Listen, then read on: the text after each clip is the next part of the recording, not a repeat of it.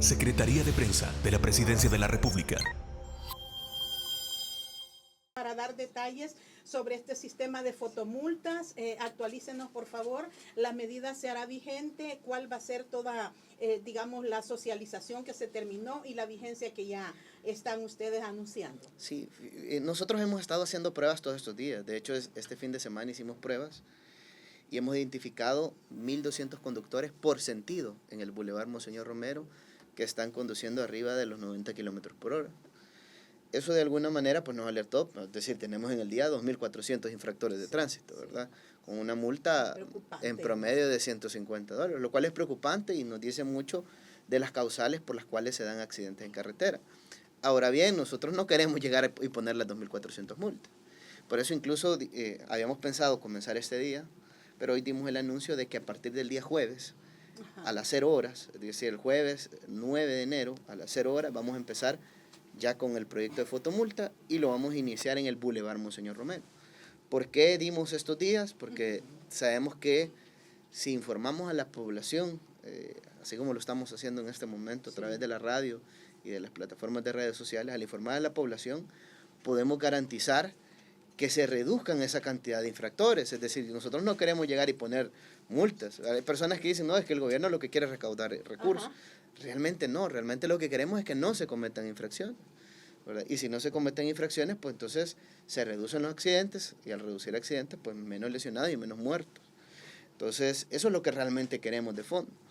Entonces, vamos a dar estos días, entonces, el lunes, el martes, el miércoles, vamos a estar tratando de informar a la población para que todos los automovilistas, más de 67,000 que conducen en promedio diario en el Boulevard Monseñor Romero, estén debidamente informados y los demás conductores pues también lo estén, para que cuando pasemos a Comalapa, cuando pasemos al Puerto de la Libertad, porque lo vamos a hacer de manera gradual, es decir, empezamos unos días en el Boulevard Monseñor Romero y luego empezamos en Comalapa y luego en el puerto y así vamos, ¿verdad? Entonces, y la idea es que se haga este mismo mes. Entonces, pero queremos hacerlo informando a la población para que al final no sean 2.400 multas, sino que sean 0 multas. Es decir, queremos reducir, si es posible, a 0. Sabemos que va a haber más de algún infractor, ¿verdad? Eso sí, lo sabemos. Pero en la medida de lo posible vamos a hacer todo lo que podamos o lo que esté en nuestras manos para que la población esté informada. Y ya pues si una persona informada y aún así pues esté infringiendo la ley, pues es su decisión, ¿verdad? Es la decisión de la persona, ¿verdad? Usted lo decide, lo ha anunciado el ministro de Obras Públicas en la conferencia de prensa y hoy aquí en Punto de Vista usted decida qué perfil quiere reunir. Ser una persona responsable con todas estas medidas que se están aplicando para respetar los niveles de velocidad o por su parte infringir y someterse también a las infracciones que establece la ley. El sistema, ministro, incluirá el registro de el infractor, le caerá en su correo. ¿Cómo será la operación a partir del jueves 9 de enero? Sí, nosotros pues vamos a tener varias formas de informar a la población. Una pues por correo electrónico, pero sabemos que bastantes personas pues no tienen correo electrónico. De igual manera pues vamos a publicar en nuestras redes sociales un link de Sertracen y del BMT para que las personas puedan actualizar sus datos. Pero bien, digamos, una es a través de correo electrónico. Sí. Ahí pues le llega la multa, le llega la fotografía de la infracción de tránsito que se cometió, en primer lugar. En segundo lugar, pues por mensajito de texto. También les vamos a mandar mensajito de texto a las personas de la infracción que se haya cometido, ¿verdad? Para que esté informada. Ahora bien, también a través de sertracen.com.sb, que es la página de Sertracen, sí, las personas van a poder consultar en línea las infracciones que hayan cometido. Entonces, al consultar en línea también van a poder ver la multa y a través de esa multa pues ver imágenes, ¿verdad?, de la infracción que se cometió. Y nosotros también estos días que empecemos vamos a estar publicando cada una de las infracciones en redes sociales. Vamos a subir el video en redes sociales para que quede más claro del número de placa, del vehículo, del tipo de infracción que se cometió y así pues no haya dudas, ¿verdad? No haya dudas de este tipo de faltas, ¿verdad?, que se pueden haber cometido. Viceministro, tenemos en nosotros estaba un reglamento, quiero que por favor nos aclare, la ley establecía que si uno lo pagaba, la multa, en 3 días no había intereses. Si me demoro, después de 3 días, sí me genera intereses. ¿Se mantienen estas disposiciones en la ley, ministro? Se mantienen las disposiciones realmente. Bueno, las personas incluso la pueden pagar en el transcurso realmente del año, ¿verdad? La infracción y no tienen mayores inconvenientes. Hasta que ¿verdad? renueva uno la tarjeta hasta que renueva uno la o tarjeta. la licencia. Así es, así es. Ajá. Ahora bien, si pasa ese tiempo, pues hay un cargo extraordinario Sí. que ronda los $5, más o menos. Sí. ¿Verdad? Pero ese siempre ha estado, digamos, Sí, no es algo nuevo. A la base, por ejemplo, de esta disposición que será vigente el próximo 9 de enero para la fotomulta, viceministro, están las reformas que fueron aprobadas a la ley. Se incluye también controles y sanciones con herramienta digital para exceso del transporte de carga. Sí, nosotros no solo hemos colocado cámaras que detectan a los conductores y la velocidad de los conductores que transitan diariamente, sino que también tenemos un sistema de pesaje dinámico que hemos trabajado en la autopista. De hecho, en algunos tramos se tuvo que levantar el concreto y de manera subterránea colocar este tipo de sistema de pesaje dinámico. La idea pues es que el transporte de carga que transite por el Boulevard Monseñor Romero en movimiento va a ser pesado, es decir, el transporte que pase, nosotros vamos a conocer el pesaje exacto de la unidad, vamos a saber si está en sobrepeso o no está en sobrepeso y la velocidad en la cual se conduce. Un transporte de carga, pues, digamos, cargado, valga la redundancia, Sí. no debería sobrepasar los 70 kilómetros por hora, más o menos, Sí, ¿verdad? sí. Es decir, no es que va a 90 kilómetros por hora cargado, ¿verdad? Hay algo importante que hay que destacar y es que en la incorporación del Boulevard Monseñor Romero y los próceres, bueno, hemos tenido más de 3 accidentes y bastante fuertes, Graves, ¿verdad? sí, Graves, fuertes, sí. ¿verdad? Alguien puede decir, bueno, son desperfectos mecánicos, es decir, el conductor se durmió, lo que sea. Es decir, no es casualidad que en el mismo punto se den tantos accidentes. Es decir, pues entonces, ¿por qué no se dio en otro punto el desperfecto mecánico? Porque ahí, lo que sucede es que ahí hay una pendiente bastante pronunciada por el paso a desnivel y lo que sucede es que la visibilidad es bastante escasa, es decir, el conductor prácticamente cuando ya pasó el paso a desnivel es que logra ver lo que hay en los próceres. Sí, sí. A la hora que normalmente han sido los accidentes, que son entre las 2 de la tarde a las 4 de la tarde, normalmente entre las 2 y 3 hay poco tráfico, es decir, no está tan cargado el Boulevard Los Próceres. Pero han habido ocasiones pues que el tráfico se comporta de otra manera y que también ha habido tal vez algún accidente o algo que generó una mayor carga vehicular y pues no está tan fluido el sector. Y al no estar tan fluido, pues viene el transportista, va a una velocidad, piensa que está como cualquier día que ha pasado y no sucede así. Cuando intenta frenar, pues ya es difícil. Se le fueron los frenos, ¿verdad? Sucedió cualquier cosa, incluyendo el peso, ¿verdad? Que tiene. Entonces, tenemos que garantizar que se reduzca la velocidad. Entonces, en las incorporaciones, en la de los próceres, en la incorporación a la Jerusalén, en la incorporación al Boulevard Merliot, y ahí la velocidad de incorporación es hasta 70 kilómetros por hora, esa es la velocidad. Sí. Y para el transporte de carga, pues tiene que reducirlo aún más. Y como dice usted, también se incluye sanciones si se está sobrepasando la capacidad de carga que tiene la unidad. Así es. Si vemos que ha sobrepasado la capacidad que tiene cada uno de los furgones o camiones que transitan por la zona, pues se genera también se va a generar una multa, y hay que mencionar que las multas parten de los $300 en el caso del transporte de carga. No es igual que para el transporte particular, que anda la multa leve es de $50, la grave es de 100 y la muy grave es de 150. Para el transporte de carga parte de los $300. Y hay que destacar que esa multa va directamente a la tarjeta de circulación. Lo que sucede, había un problema con la ley anterior, y es que, ¿qué pasa si alguien tenía una llanta lisa en transporte público o transporte de carga? Pues la multa iba para el conductor del vehículo, no iba para la tarjeta de circulación. Es decir, bueno, al que se le multaba era el conductor del transporte público, por ejemplo, ¿verdad? O el conductor del transporte de carga, que no tenía nada que ver con el mantenimiento de la unidad, era el dueño del transportista el que tenía que responder. Ahora eso ha cambiado, ¿verdad? Ahora va en el caso de transporte público y de carga, directamente la tarjeta de circulación, y es necesario mencionarlo porque los empresarios del transporte de carga también tienen que estar bien informados de esto, porque es decir, nosotros no queremos ponerles multas, ¿verdad? Sí.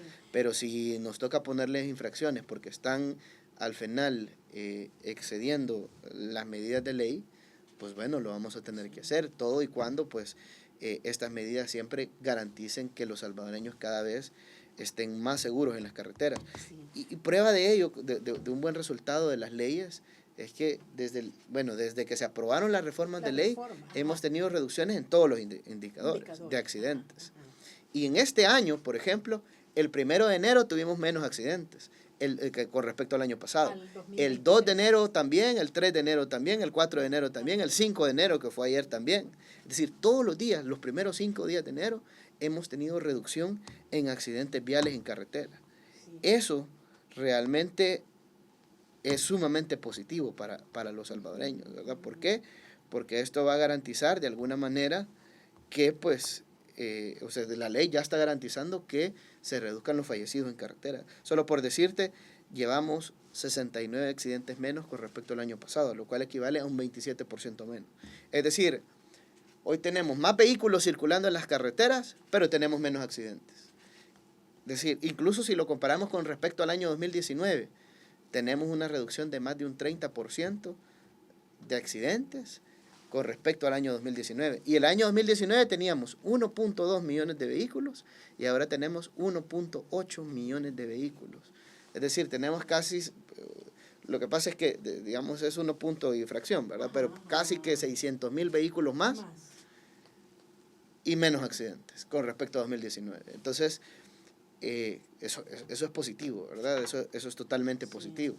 Ahora bien, esto de alguna manera es gracias a las nuevas reformas que se han hecho, ¿verdad? Tenemos 43% menos de fallecidos con respecto al año... También el número de fallecidos se ha reducido. 43% menos de fallecidos con respecto al año 2023.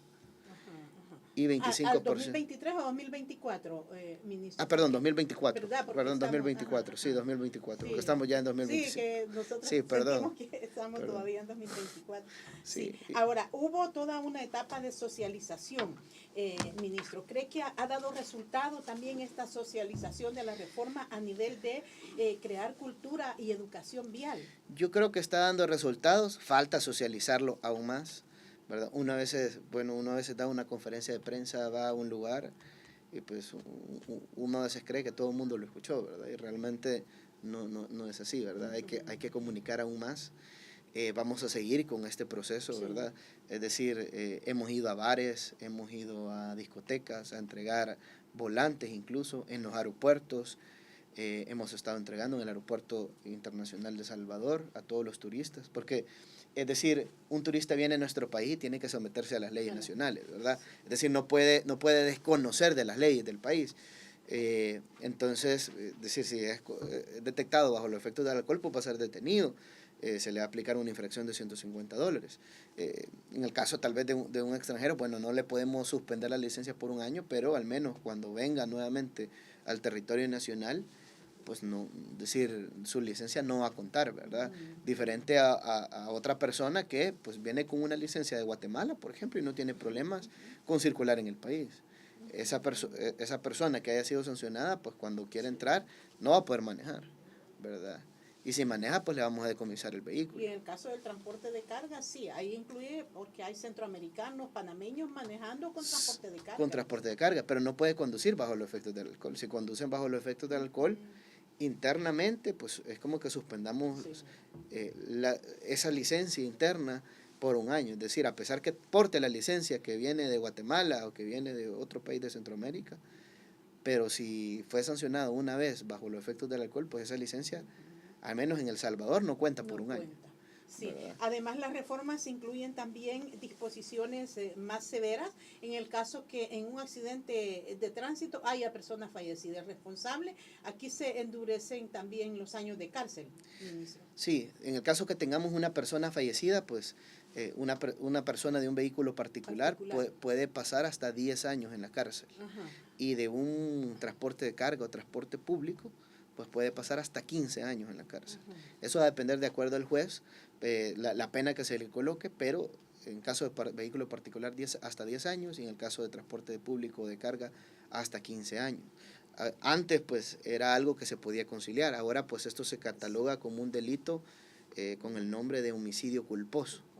Entonces, es decir... No existe la figura de la conciliación. No existe la figura de conciliación en el caso de que haya un fallecido en un accidente y el conductor esté bajo los efectos del alcohol. Con el agravante que esté bajo los efectos del alcohol. Lo que sucede es que, es decir, eso es totalmente, totalmente evitable, pues, es decir, ese accidente. Si esa persona no hubiera manejado bajo los efectos del alcohol, pues no hubiera sucedido nada. Hoy en la mañana tuvimos un accidente de un vehículo de una persona que estaba bajo los efectos del alcohol en Santa Tecla y pues la persona sufrió lesiones, ¿verdad? Pues ya está siendo atendido por el sistema médico de nuestro país. Pero ¿qué tal si esa persona que ha sufrido lesiones tiene lesiones internas y fallece? Pues ese conductor lo que le va a pasar es que va a pasar 10 años en prisión. O hasta 10 años, depende de lo que el juez determine, pero puede pasar 10 años. Ahí es competencia. Entonces, de los competencia del juez, ¿verdad? Ya de la Corte Suprema de Justicia. Pero al final, es decir, no es que va a conciliar y hasta ahí se acabó el problema. Ese conductor, de manera irresponsable, condujo un vehículo, tuvo un siniestro vial y pues una persona pudo morir, ¿verdad? En este caso, pues resultó lesionada, pues va a tener que pagar los daños, es decir, en este momento la persona incluso ha sido detenida y pues bien, ¿verdad? Y tiene una multa de $150, pierde la licencia por un año y pues va a tener que pasar cursos de reeducación vial. Pero bien, ¿verdad? Cualquier cosa puede pasar y por eso es importante que si alguien está bajo los efectos del alcohol, no maneje un vehículo, porque si maneja un vehículo al final, pues esto puede terminar en un hecho lamentable. Estamos conversando con el ministro de Obras Públicas, Romeo Rodríguez. Nos están escribiendo, ministro, si hay información actualizada sobre impactos por el fuerte sismo que tuvimos ayer. ¿Ha tenido algún reporte de deslizamiento en vías o cómo estuvimos a consecuencia de este sismo? Sí, detectamos pocos daños, la verdad que pocos daños en la infraestructura. Fue mínimo, ¿verdad? Por ejemplo, hubo un vidrio quebrado en el sector del Boquerón. En el Mirador, me decía. En el Mirador, por ejemplo, ya el equipo llegó, ¿verdad? Gracias a Dios la infraestructura está intacta, la base, la estructura completa del Mirador, no hay ningún problema. Sí. Lo único que pues uno de los vidrios que normalmente pues digamos es como un barandal, se quebró, ¿verdad? Se quebró. Entonces se va a reponer, más o menos esta semana debería estarse cambiando. Ya se mandó a fabricar, ¿verdad? Y pues esperaríamos que esta semana se cambie. ¿Afectaciones en vías? De ahí afectaciones en calle, tuvimos un pequeño deslizamiento en la carretera litoral por el sector de Misata.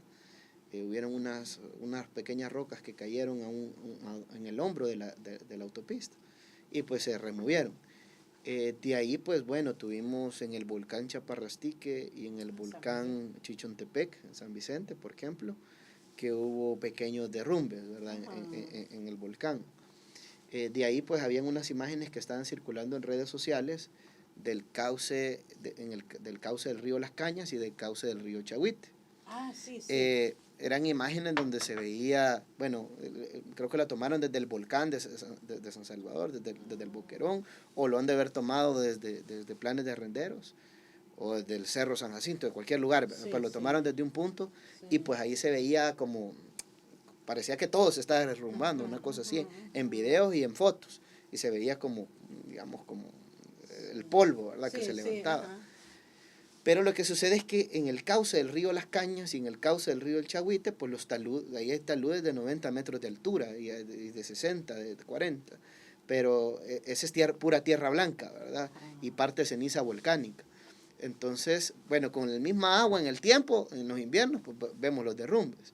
Y bueno, hoy que tuvimos el terremoto, ¿verdad? De más de 6 grados, hubieron deslizamientos en el cauce del río. Eso no significa que hubo pérdida de vidas humanas, ¿verdad? Sí, no hubo ninguna pérdida de vidas humanas, gracias a Dios, a pesar del impacto del sismo, de lo fuerte que fue, ¿verdad? Pero sí hubieron deslizamientos que, pues bueno, comunidades que estaban en la zona, pues vieron el polvo, las columnas de polvo que se levantaron, ¿verdad? Y lo vieron desde lejos, ¿verdad? También, entonces, es por la tierra blanca, ¿verdad? Que mantienen estos lugares donde en el tiempo se han extraído arena para construcciones, etcétera, ¿verdad? Incluso de manera ilegal. De hecho, pero se aplicó una regulación, ¿verdad? se aplicó una regulación para algunos tramos, pero como es tierra blanca, al final, ¿verdad? Un terremoto, pues esa tierra Sí, se desprende, ¿verdad? Entonces, eso es básicamente lo que sucedió en esos puntos. Justamente, de hecho, cuando uno ve la imagen, pues cabal sigue el cauce del río, ¿verdad? Sí. Entonces, pero no pasó a más, gracias a Dios, no tenemos pérdida de vidas humanas. Alguien estaba haciendo circular la imagen de una bóveda allá por el cementerio, por el cementerio Los Cipreses.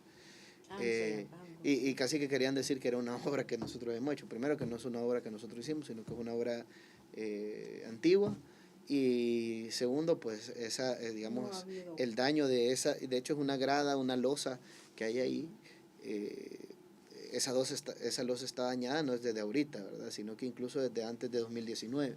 Entonces, nosotros la vamos a reparar, ¿verdad? La vamos a reparar. Digamos que todavía tiene margen porque son varias gradas, ¿verdad? Pero no queremos que se siga deteriorando porque al final si se deteriora, pues ya, bueno, ahorita posiblemente tengamos que invertir cerca de $1 millón, pero si seguimos que eso se deteriore, ya no va a ser $1 millón, van a ser 2, 3 millones de dólares. Lo preventivo. Entonces mejor intervenirlo ya. Sí. Y pues evitar que pase a más y que sea el gasto aún mayor, pero bien, no tuvimos ningún problema, revisamos la infraestructura existente que se ha construido, cero problemas en el periférico Gerardo Barrios, no tuvimos problemas en los chorros, no tuvimos inconveniente en ningún paso a desnivel, por ejemplo. Sí. Hemos construido más de 10 pasos a desnivel y no tuvimos ningún problema. En la infraestructura no hemos tenido problemas. Fuimos incluso a una grada del puente Chaparrastique que se construyeron, pues no hubo ningún problema tampoco. Es decir, y eso que ahí pasa el río el Chahuite, por ejemplo, ¿verdad? Que es bastante arenoso, que hay bastante tierra blanca. Entonces, y no hubo problema. Entonces, en la residencial Santa Lucía no hubo ningún problema, ¿verdad? Es decir, bueno. Que donde hemos hecho cargas no hubo problema. Entonces, de alguna manera, pues, gracias a Dios, esos lugares en este momento se encuentran seguros y pues la población no vio mayores afectaciones. Ahora bien, ¿verdad? Por darte un ejemplo, donde hemos intervenido Cárcavas y no se hubieran intervenido en ese momento, posiblemente hubiéramos visto derrumbes, ¿verdad? Sí. Hubiera estado complicadísimo. Sí. Qué bueno y ojalá que se mantenga el monitoreo y por supuesto, como dice el ministro de Obras Públicas, que la población también acate las recomendaciones. Le decía antes de irnos a la pausa, ¿cuál es el avance, ministro, en la construcción del centro de monitoreo de transporte? Porque esto está vinculado también al uso de todas estas tecnologías de fotomultas, semáforos inteligentes, e incluso usted ha hablado de ir avanzando en uso de tecnología para el transporte colectivo, en paradas de autobuses. Esta ya se puede ver parte de la estructura que construyen ahí en el plantel del Ministerio de Obras Públicas. Sí, de hecho es un edificio de 4 niveles. Este edificio pues contempla una serie de medidas de seguridad de acuerdo a requerimientos de Corea.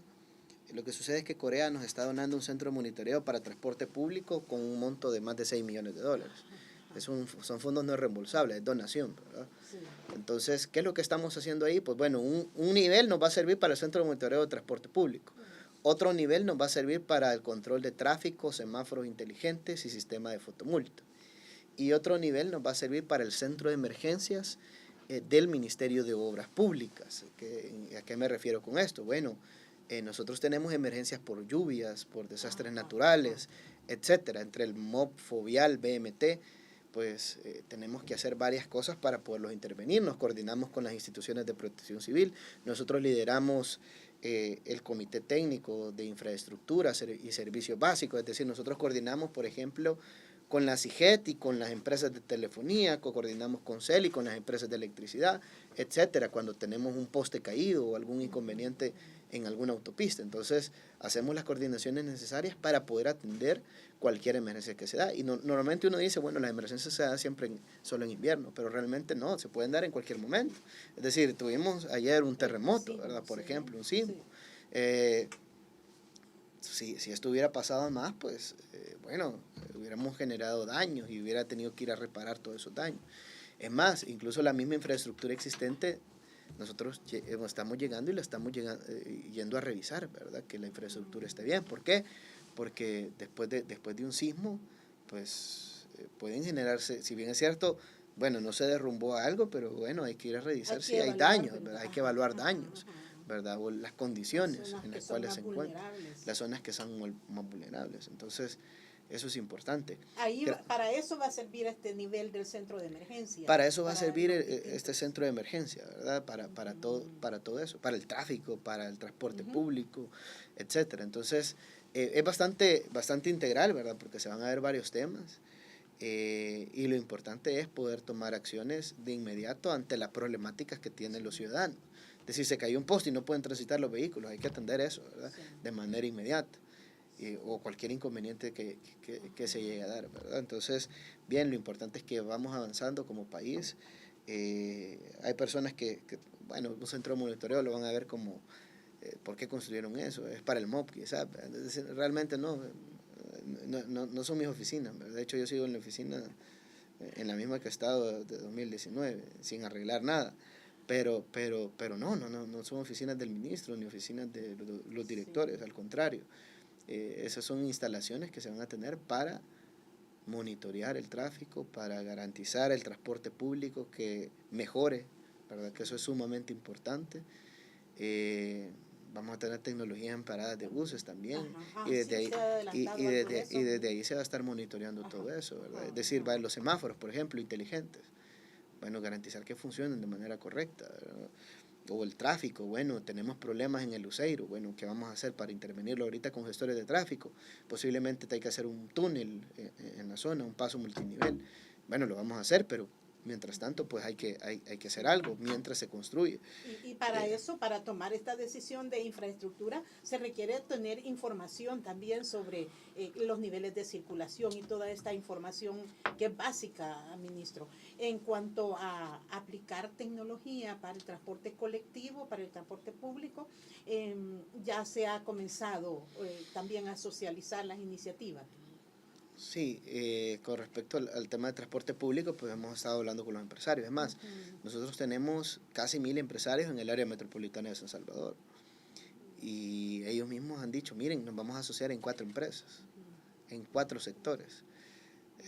Y bueno, ellos se redistribuirían las ganancias, etcétera, ¿verdad? Ya no habrían pleito entre motoristas, entre una serie de cosas. Es decir, ellos mismos ya están planteando una solución a la problemática que hay. Organizarse entre empresarios, es decir, solo esa organización y que los mismos empresarios quieran organizarse es un logro gigante para el país. Es decir, eso nunca lo habíamos escuchado, pero hoy estamos viendo que empresarios quieren organizarse para mejorar realmente el transporte público. Claro, nosotros tenemos que garantizar varias cosas, ¿verdad? Es decir, un empresario pues no debe invertir en un negocio que no sea rentable, ¿verdad? De lo contrario, es decir, yo creo que si tú tuvieras un negocio y al final todos los días tenés pérdidas, bueno, mejor lo entregás, ¿verdad? ¿Para qué vas a seguir teniendo pérdidas? ¿Verdad? En el transporte público, digamos, al menos en la mayor parte de rutas no ha sucedido, pero sí hay rutas que hay que decirlos que no son rentables, ¿verdad? Hay rutas que, por ejemplo, un cantón, es decir, llega un pick-up, llega un microbús, pero no llega un bus, ¿verdad?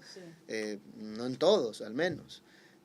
¿Por qué? Porque posiblemente no sea rentable, ¿verdad? O las condiciones, digamos que si es la calle, bueno, arreglamos la calle, pero normalmente no es por la calle, sino que es porque no es rentable, cantidad de pasajeros, etcétera. Pero más allá de eso, porque no quiero decir de que, bueno, entonces hay que darle bus porque todos queremos que en todos lados haya bus. Y no vamos a reunir la cantidad de pasajeros, tampoco es derrochar los recursos.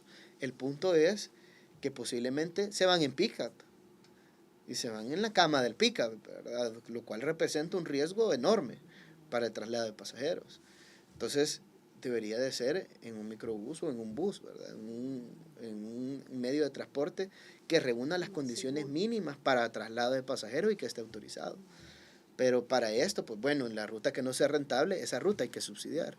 Y la ruta que es rentable por sí misma, bueno, o sea, qué bueno que sea rentable, ¿verdad? Y qué bueno que ese empresario la tenga, ¿verdad? Gracias a Dios. Se haría una Entonces, focalización, exacto, pero eso lo vamos a tener al tener información, ¿verdad? Al tener información de costos, de ingresos, etcétera. Sí.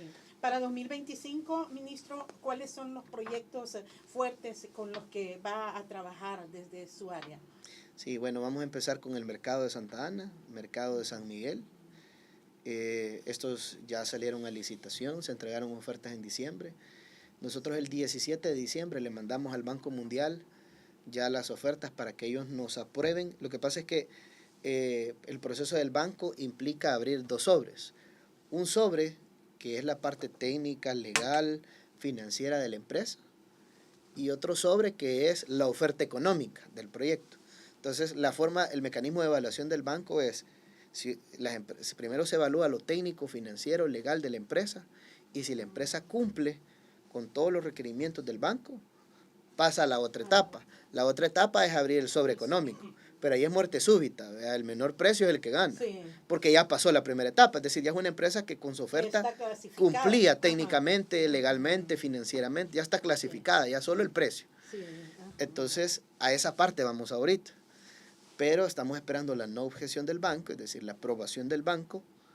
Lo que pasa es que en 17 de diciembre, por esas fechas, pues también ya prácticamente están cerrando. Van cerrando el año, ¿verdad? Van a vacaciones, etcétera. Entonces, esperamos que a principios de este año, en el mes de enero, pues nos den la no objeción. Al tener ya la no objeción del banco, pues nosotros abrimos el sobre económico de manera inmediata. Vamos para llegar a los medios de comunicación que quieran llegar. Los vamos a invitar. Gracias. Y al abrir el sobre económico, pues ahí vamos a ver la empresa que gane, ¿verdad? Y luego nos toca adjudicar el proyecto. Entonces, al adjudicar el proyecto del mercado de Santa Ana y San Miguel, pues este mismo año lo empezamos, ¿verdad? El primer trimestre de este año tiene que dar inicio. Entonces, el mercado de San Miguel, el mercado de Santa Ana, el bypass de Apopa, que también estamos en el proceso de no objeción por parte del banco. Ese bypass es una carretera nueva que va a aliviar el tráfico vehicular para las familias de Apopa y la zona norte del país. De toda la zona norte. Tenemos también la ampliación de la carretera litoral, desde la playa El Obispo hasta la playa El Zonte. Vamos a pasar 2 tramos a la Asamblea Legislativa de aprobación del BCIE, del BCIE. Estos serán con fondos del BCIE. Con el fondo del BCIE. Del Obispo hasta el Zonte. Del Obispo hasta el Zonte. Entonces, el primer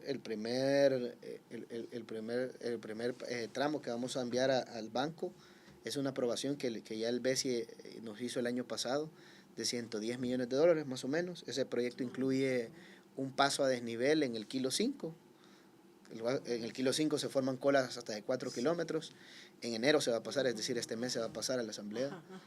De hecho, ya se pasó realmente a la asamblea. Esperaríamos que lo discutan. Exacto, esperamos que lo discutan pronto. Ahí lleva un tramo de la ampliación de la carretera y unas plantas de tratamiento de aguas residuales en las playas de la Libertad. Y estamos ahorita trabajando para que nos aprueben el otro tramo de la ampliación hasta llegar al Zonte, y que ese también, pues bueno, debería de pasarse por tarde a la asamblea en el mes de febrero. Entonces, la idea de nosotros es licitar cuanto antes este proyecto para que las empresas oferten, en base a las ofertas, pues poder adjudicar, contratar el proyecto y dar orden de inicio, ¿verdad? Y comenzar con el resto de la ampliación. Pero paralelamente estamos trabajando en otros proyectos de ampliación. Pero digamos que esos ya están casi que los recursos prácticamente asegurados. Y pues bueno, estamos trabajando en un proyecto de transporte también importante para el área de mexicanos y que esperamos que también en el primer trimestre de enero empiece, ¿verdad? Y se termine por tarde a finales del próximo año. Entonces, eso por mencionar. Y ese proyecto es bastante grande, es una inversión de más de $100 millones. Entonces, bueno, proyecto de transporte, proyectos de construcción de bypass de Apopa, mercado de San Miguel, mercado de Santa Ana, el cableado en el centro histórico de San Salvador, 12 kilómetros de cableado subterráneo. Vamos a terminar. El centro histórico tiene 4 kilómetros, con lo último que realizó la DOMA en la Rubén Darío. Nosotros vamos a hacer 12. 12 kilómetros. 12 adicionales o incluyendo los 4. No, adicionales. O sea, vamos a hacer todo el centro histórico con cableado subterráneo, el 100% del centro histórico. Y pues queremos terminarlo este año. Claro, no podemos abrir todo de una sola. Yo quisiera abrirlo todo de una sola vez y terminarlo en 90 días o en 4 meses por tarde. Pero no podemos abrir todo porque vamos a cerrar todo el centro, ¿verdad? Sí. Y hay negocios, comercios, claro, etcétera, ¿verdad? Es decir, quebrarían al final, ¿verdad? Entonces no se puede. El Puerto de la Libertad con cableado subterráneo, lo vamos a terminar, yo esperaría que el cableado subterráneo lo terminemos antes de Semana Santa. Claro, tenemos que trabajar la calle, ¿verdad? Pero bien. De igual manera, tenemos otros proyectos que queremos desarrollar en Santa Ana, por ejemplo, sí, el cableado subterráneo, y otro pues en San Miguel, en la Roosevelt, pero ahí pues tenemos que hacer también los drenajes de una sola vez. Y bueno, eso por mencionar algunos proyectos. Hay varias obras, varios proyectos que sin duda pues van a generar un cambio positivo para El Salvador, y tenemos que seguir trabajando, tenemos que seguir viendo el tipo de obras que vamos a estar realizando. Hay otros proyectos que estamos en búsqueda de financiamiento. Yo quisiera comenzarlos este año, pero va a depender de la aprobación de los bancos, ¿verdad? O las respuestas que tengamos.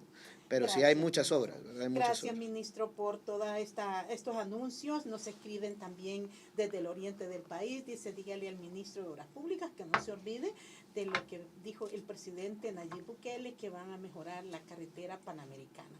Y también quienes transitan en la ruta troncal del norte dicen que no nos olvide también el señor ministro en esta ruta troncal del norte. Le agradezco que haya venido esta mañana. No, ministro. Muchas gracias a usted, y a solo anunciar eso último, la troncal del norte la vamos a reconstruir. Ya estamos, en este mes de enero sale la licitación para la reconstrucción. Y en el caso de la Panamericana estamos diseñando la ampliación, ¿verdad? Que es una instrucción que nos dio el presidente, ampliar desde San Vicente a San Miguel. Y pues bueno, estamos trabajando ahorita en el diseño. Paralelamente estamos trabajando con la banca para conseguir los recursos, ¿verdad? Y la ejecución del proyecto. Secretaría de Prensa de la Presidencia de la República.